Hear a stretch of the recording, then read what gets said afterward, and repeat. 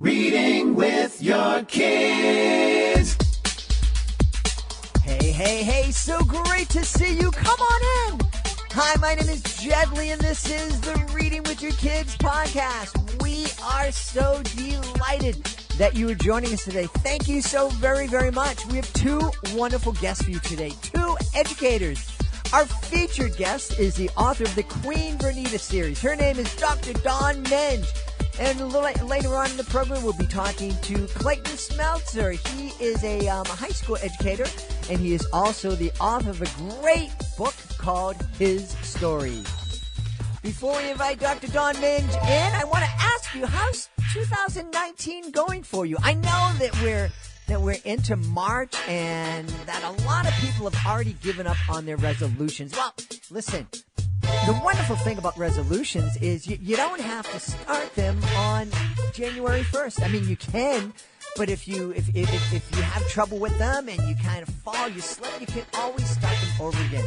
And I know at the beginning of the year, we were talking about you and I making 2019 the best year ever. And we can still do that. That's right. The brightest moments of 2019 start with your smallest choices. We want you to snack better, feel better, and be better every single day by going to our site, readingwithyourkids.com/yummy, readingwithyourkids.com/yummy. There you're going to find out about our friends over at Love with Food. Love with Food. I've told you all about this. In fact, I was telling you that my wife. Basically, Love with Food is this great subscription service where every month you get a curated box of delicious, wholesome snacks that you won't necessarily find in your local supermarkets. Maybe in some of the specialty supermarkets, so you might be able to find them online, but not in your typical supermarkets. And they're really fantastic, and it's a great way to discover great new healthy taste. And I was mentioning on one of the earlier podcasts that my wife discovered this great snack called lemon snackaroons. It's like a coconut macaroni lemony kind of thing. And my wife absolutely loved it. And someone actually heard me talking about that here in the show, and they sent her a couple of bags. What a wonderful surprise that was. What a wonderful surprise you're going to have by finding something delicious, a new taste treat, and with your family. You can do it by going to readingwithyourkids.com/yummy. Sign up for Love with Food's subscription service, and every month you'll get that delicious box of wholesome, delicious, healthy snacks delivered right to your door. And this is why we love Love with Food. With every box they deliver, they donate a meal to a needy family. Beautiful. Talk about beautiful. And, of course, by going and checking out Love with Food at our website, readingwithyourkids.com/yummy, you'll be helping to support the podcast. It's a win-win-win. Win for your family, win for the podcast, and win for a needy family. Check it out today. Love with Food at readingwithyourkids.com/yummy.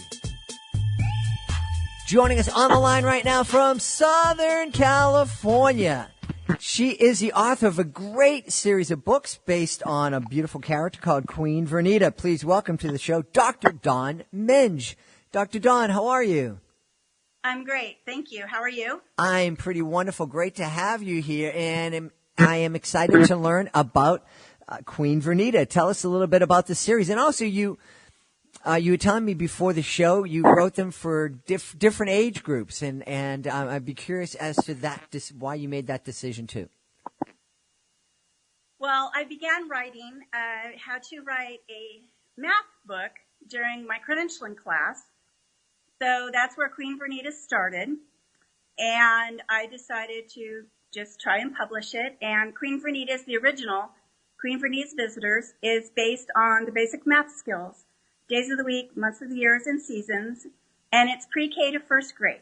And every month, Queen Vernita has a new friend come and visit her, and they have 7 activities, one for each day of the week, and it's based on rote learning.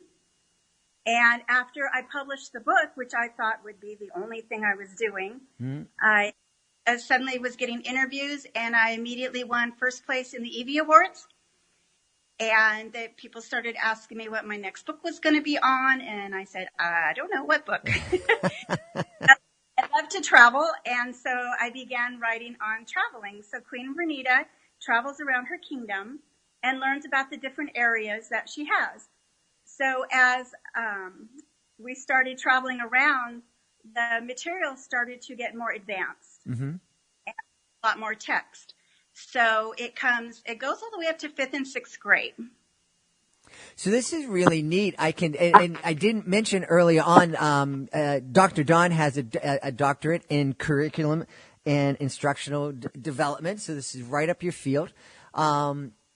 This is really neat. It sounds like this is a series that a student can just kind of grow with all throughout their primary and intermediate grades. Yes. Yeah. What was it beyond just the class assignment? There must have been something more there that kind of inspired you to write this book and to come up with the character of Queen Vernita. Well, Queen Vernita is actually my grandmother, who has passed, but she was a great adventurer and traveled all over the world. And so I started with her, and the character itself is Queen Vernita. But I'm the one who does the travels, and I make sure I do almost every single thing that is in the book. So that's just how it started. Yeah. Well, that's neat. I love that connection with somebody that is special to you. That's something we find in a lot of different children's books. But usually it's a grandmother or mom writing, and the characters are a lot like their grandkids or their kids. It's neat that this is kind of switched around, where this beautiful character is based on your grandmother. Yes. Yeah. Well, she was a world traveler. She'd been everywhere. Now, I'm guessing some of that adventurous spirit must have rubbed off on you. Yes. Yes, I love to travel. I've been to Tahiti and Alaska and Canada and Mexico. And I have a whole list of books I would like to write. Now, that's interesting. And also, you seem to be a traveler in terms of your interest in writing. There are a lot of it's unusual to find a children's book series not only that is growing with the child throughout the different grades, but also is hitting on different subjects like the days of the week and traveling. And you also have a book about astronomy. Yes, I wrote that book with my brother, who is an astronomer at the Jet Propulsion Laboratory. And I used to call him Heathy Bean when he was little. His name is Heath. And so his character is Sir Heathy Bean the astronomer.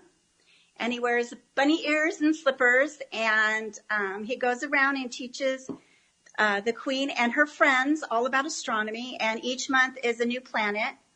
And you learn 7 facts about that planet. And the book is designed so that, say you're really interested in Venus, you get 7 facts, but it's a catalyst to go on and search for more interesting information about which month you were interested in. I love this. I wanted to ask a question about your approach of teaching through this wonderful character and teaching in a really fun way.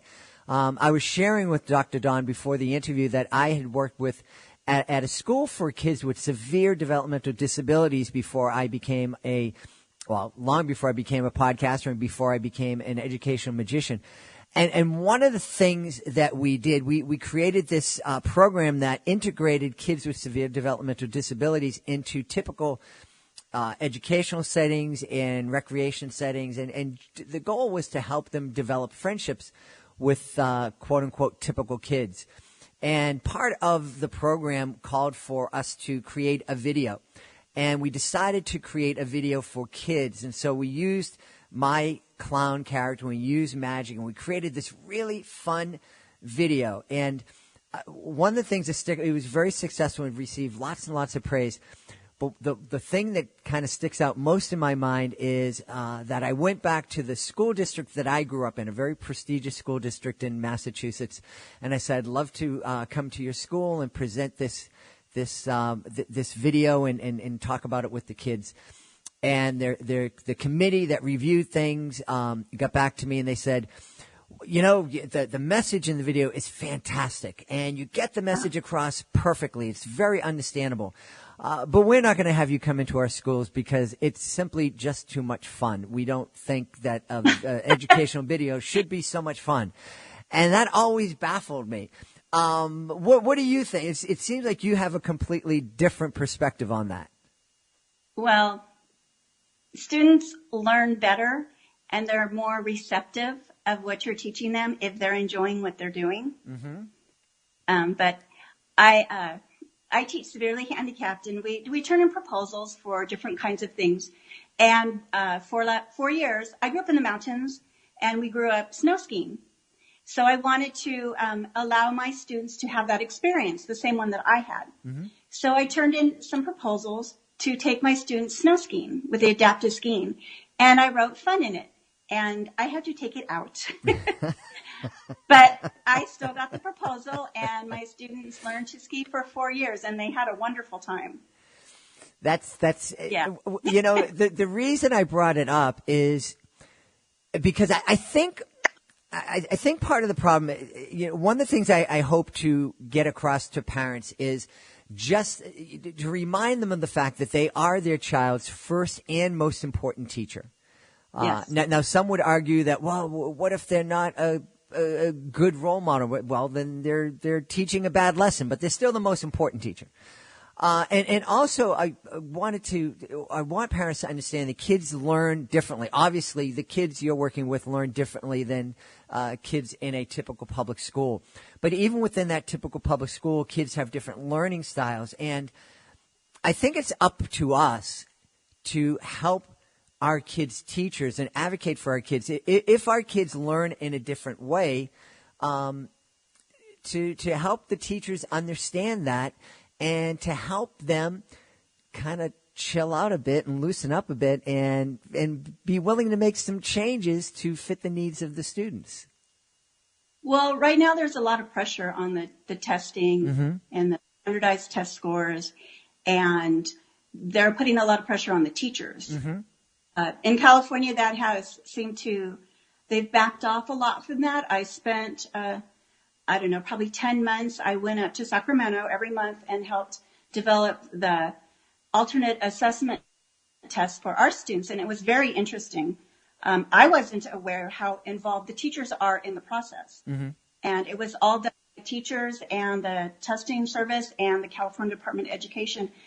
And we fought a lot for our students. But my students our classrooms are on campuses. Mm. So we integrated as much as we can on a daily basis. My students right now are nonverbal, most of them. Mm-hmm. So it's kind of hard to integrate them into a high school class. Mm-hmm. But we teach them community skills, how to ride the city bus, how to order at a restaurant, lots of academic skills and vocational skills. Mm-hmm. They learn how to put items together so that when they leave us and they go into a program, they might be able to earn some of their own money. Mm-hmm. And so it's very interesting, and I've had a lot of wonderful experiences. But one thing I did when I first started, I've been in all levels, from elementary to junior high to high school to a program that's actually in the community. And my students worked in several businesses, and I had the same students during this whole process, which was amazing. It was wonderful. We got to do so many things. But when they were in junior high, I got a grant from Cal Poly, and we did these little skits, kind of like Queen Vernita. Mm-hmm. And we did it for the kindergarten, first and second graders, and my students did it. And then I would go back the next day and explain my students' disabilities, their behaviors. I would answer questions so that there wasn't the fear of our students. Mm-hmm. Mm-hmm. Being on campus, standing in line in the cafeteria, and it was successful. Mm-hmm. Wonderful. I think that's so important. That was one of the experiences, and one of the things that we found was the kids, bringing the kids of different ability levels together. there was a lot of fear. There was a lot of fear on the part of the parents of the kids with disabilities. They were afraid that their kids would be made fun of and they may be abused, and that certainly is a reasonable fear. But I found that the kids that we were looking to integrate into, the groups of kids we were looking to integrate into, if it was presented in the right way and presented with, hey, I'm going to introduce you to some really cool kids. They learn differently than you. They communicate differently than you, but they're really cool kids. I love them. I think you'll love them. Wow. The doors just swung open, and there was a tremendous amount of empathy and real friendships developed. And it was a really beautiful, experience. Yeah. Yeah.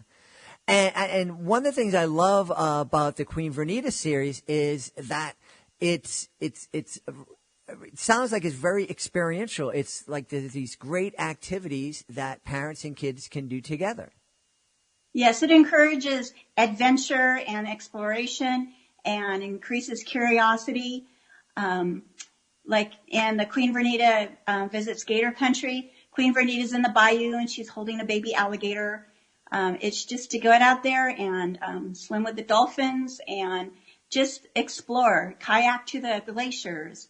You know, don't sit at home and play the video games. Mm-hmm. You know, there's a huge world out there, and it's just trying to encourage them to go and see it. Yeah, and that's a really great point. You know, the kids that you work with and the kids that I work with, they're kind of out of their comfort zone all the time because of the different challenges they face. And I love that the Queen Vernita books are encouraging kids to get outside of their comfort zones and to discover all the life that's around them and all the opportunities and adventures they have. I love that idea of inspiring our kids or challenging our kids to go out there and find adventures. Mm-hmm. It's surprising how many children have never been to the beach, or been to the mountains or seen the snow, and this involves all of that. We just took a trip to the mountains, and my students, we found a little patch of snow. Now there's snow. 2 weeks ago there was no snow up here, and we took them sledding, and they had just a wonderful time. And also in several of my books, I introduced disabilities. I have 2 disabilities in each book. I've covered Down syndrome, cerebral palsy. I just finished my Queen Vernita Conquers Volcanic Islands today, and it covers autism and Rett Syndrome. And several of the characters in the book are my former students. Oh, wonderful. So, well, I'm going to take, because I'm the host and this is my podcast. Well, I want to take a minute because I want to invite you to talk a little bit the different syndromes you mentioned, Down syndrome and cerebral palsy and autism. We hear those terms, but I would bet that the majority of people listening to this have never heard of Rett syndrome. I have. The flower girl at my wedding 30 years ago has Rett syndrome, and I say has because I just was invited to celebrate her 40th birthday. And, oh my gosh. And yes, and when beautiful Jennifer was 10 years old, she actually introduced me. She was responsible for me meeting the woman who would become my wife. And it was a no-brainer for us. We were like, who's going to be the flower girl? I'm like, duh, Jennifer. And it was really sweet. And at that time, when she was 10 years old, the thought that she would live to be 40, doctors didn't think that she would live past 25 at the most. And now and that's a maximum for that syndrome. Yeah. So take a minute to tell us about Rett syndrome, and just so people will be more familiar with this, a very rare disorder. Yeah, it mostly affects girls. Mm-hmm.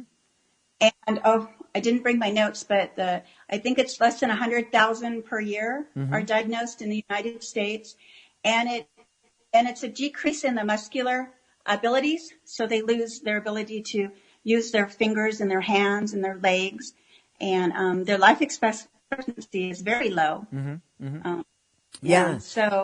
Yeah. It's a really horrible degenerative neurological disorder. Jennifer and most kids with Rett syndrome are born appearing pretty typical. Yeah. And, they develop language, and there's just this one point when they're between, I think it's 18 months old and 3 years old, where things just start going in reverse. Yes. And it's a really horrible experience for families. But families Jennifer's family they're so cool, and they're so loving and so supportive of her grandmother, aunts, uncles, her brother and sister. It was really sweet on her birthday party. A brother and sister who are now adults, and they have their own kids, are trying to sneak a beer over to Jennifer because she likes it, And she's 40, she can. But it's wonderful that it's wonderful now that not only that kids like Jennifer have opportunities and are living much longer, but that we're at a point in our society where we're really allowing typical people to experience the beauty of having friendships with people who face these challenges. Yes. We used to just house our poor children in homes away from other students, and we're still struggling. We're still fighting to integrate our students, to allow them to be on campuses. It's still a struggle. I think that it's hard for the general ed teachers, because when you introduce this and say, well, my student would like to come and spend some time in your classroom, then they feel that they're now responsible for a child they don't really know a lot about. And they already have so much pressure for the grades and the testing and the behaviors, So when we do that, we always send an adult with them to help. And that decreases the anxiety that the teachers have. And then after a while, then everybody starts to, okay, this is okay. We actually worked it was a Little Caesars, and my students would be making the pizzas and putting them on there, and those employees were wonderful. They treated them like they were just one of the gang, and I would actually tell us, just go sit down. Yeah. We don't want your help. Go sit down. And it was really wonderful for them. Yeah. I mean, they had a great time. Absolutely. Well, I'm really excited. I'm excited that we have. One of the things I love about this podcast is that we very oftentimes take sort of side tracks and off routes, and we go off roading sometimes in our conversation. And I know we've talked a lot about Queen Vernita, and where people are excited about that series, and the fact that it's appropriate for kids of all ages. A family with children in kindergarten, first grade right now can start with the first Queen Vernita book, and it's wonderful that this is a character that can just grow with the child, and the child can have so much fun. You mentioned that there are a number of books that you hope to write. Can you just give us a couple of idea of a couple of topics you're going to be covering in future editions? Well, I just finished Queen Vernita Conquers the Volcanic Islands. And my next one, she's already started the illustrations, and that's going to be on a trip I took to the Grand Canyon.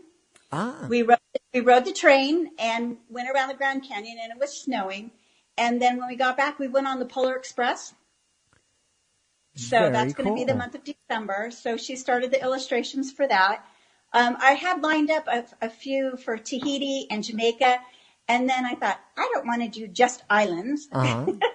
So I've gone into the Grand Canyon, and I'd like to do one on the desert that I actually started 9 years ago that I haven't gotten done yet. So wonderful. So excited. Wonderful. Well, tell everybody where they can learn more about you and about Queen Vernita. I'm on Amazon, Barnes & Noble. I have a website, queenvernitasvisitors.com. I'm on Facebook, Instagram, and Twitter. Excellent. So many places to connect. What a wonderful time we're living in right now, where I remember working with Jennifer long ago on one of the first touchscreen computers.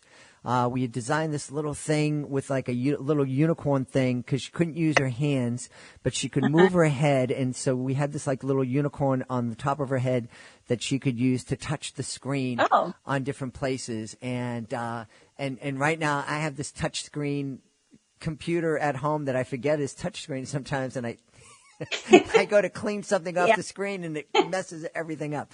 But it's a beautiful time that we're living in, and it's wonderful that we have great books like the Queen Vernita series to check out and to share with our kids. Dr. Dawn, I've had such a great time tonight. Again, the name of the series is the Queen Vernita Series. Check out Queen Vernita's Visitors.com. Did I get the name right? Yeah. Excellent. Queen Vernita's Visitors. And we've been talking today to the author, Dr. Dawn Menge. Dr. Dawn, thank you so much for being on the show. Well, thank you for having me.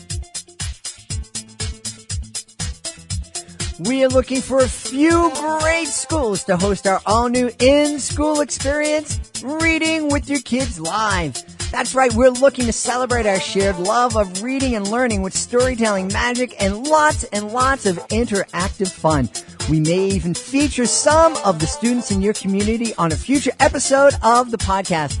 You can check it out today by going to our website, readingwithyourkids.com/live, readingwithyourkids.com/live. You know, it's amazing. I'm here at the York Book Expo, and there are a number of authors that I had on my list to meet. I haven't met any of them yet, but I've been meeting some great authors, and one of them that just kind of came up is with me right now, Clayton Smeltzer. He's the author of his story, A Story of Growth, Change, and Learning. Clayton, thanks for taking a minute to talk to us. Thank you. Appreciate it. So tell us a little about his story, which is actually your story. Yep, that's my story. It goes from when I was a little kid all the way up to adulthood, and it's just short stories about things that I've learned out through my life and things that I've gone through, from growing up in the woods to being an athlete to struggling in school to being divorced and then remarrying and kind of blending that family together.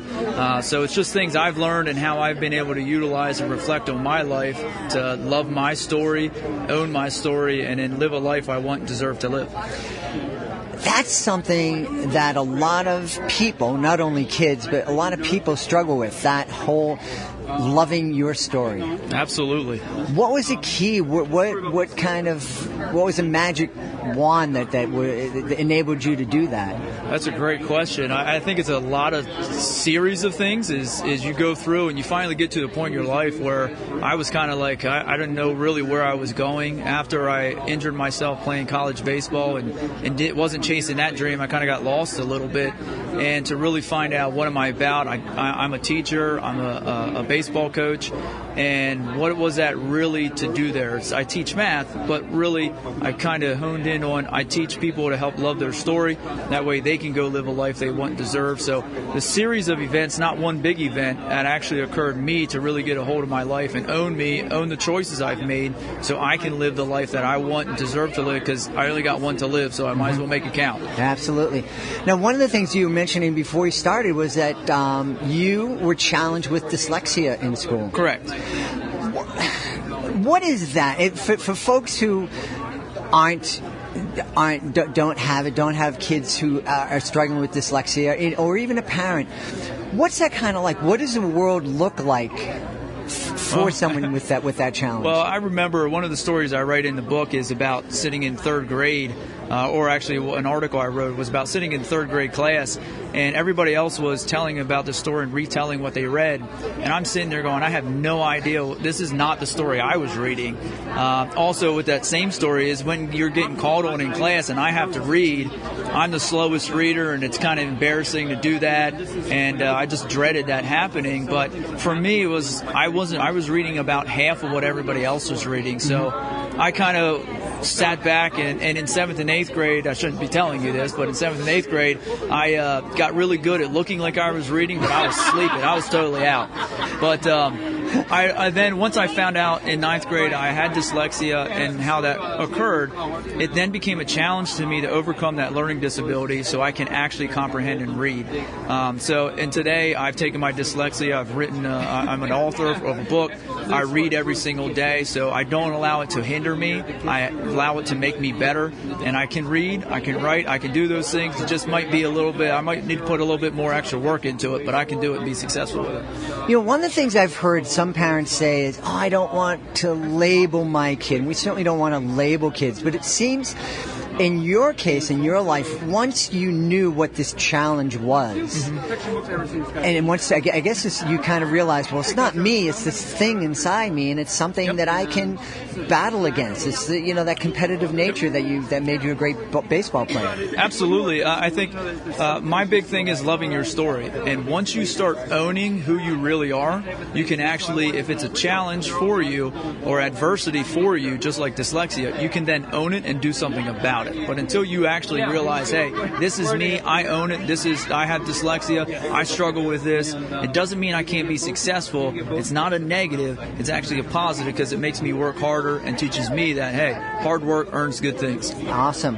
A real important lesson for kids. It seems like a great book for high school kids, maybe even, kind of more mature middle school kids to co-read. And I really think it would be great to co-read together because there's all sorts of great conversations that can come out of this. And I think it's one of the things that I've reflected on my story, and I think it's a great way to see somebody else through their work is reflect as a family, sit down and read it and just kind of reflect on the things you've been through already. As a parent, and I'm a parent myself, is kind of reflect on, hey, what things in my life that I've gone through in adversity that I can learn from, and then I can pour into my kids and pass that on. Mm-hmm. One of the things I was just thinking about it and flashing back to when my kids were younger, one of the things that I really had to make sure I didn't fall into, when I was reading a story like this, the most fruitful conversations happened when I wasn't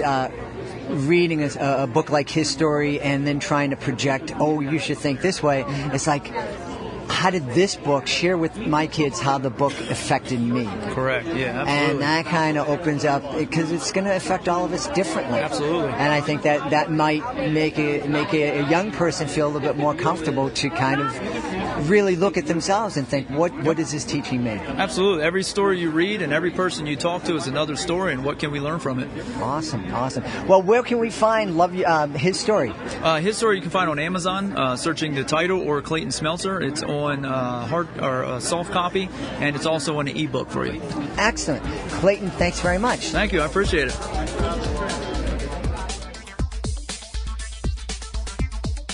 Please be sure to join us for the next edition of the Reading with Your Kids podcast. Our guest will be Jen Olo. Jen will be here. We hope you will be here too. Hey, we want to thank Dr. Dawn Menge for joining us today. And we want to thank Clayton Smeltzer for joining us today. And we want to thank you. We really do want to thank you for being part of our wonderful Reading with Your Kids family. The podcast has grown so much. It's unbelievable how much it's grown. And it's all thanks to you. Thanks to your sharing the message with folks, for sharing our posts when we post on Facebook, when we post on Pinterest or Instagram, or we tweet out on Twitter. And you folks are so loyal in sharing those social media posts, and we're so very grateful.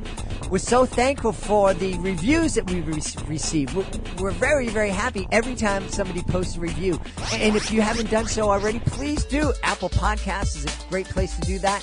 The iHeartRadio app is also a great place to do that. We're really thankful that you've subscribed to the show, because when folks are out there looking for a new podcast to binge on or to add to their list of podcasts to check out, when they see that a podcast has a number of subscribers, they're more likely to check it out. So thanks for subscribing to the show, especially all of you who are subscribing on the iHeartRadio app. We really love iHeartRadio. They've been big supporters of the podcast.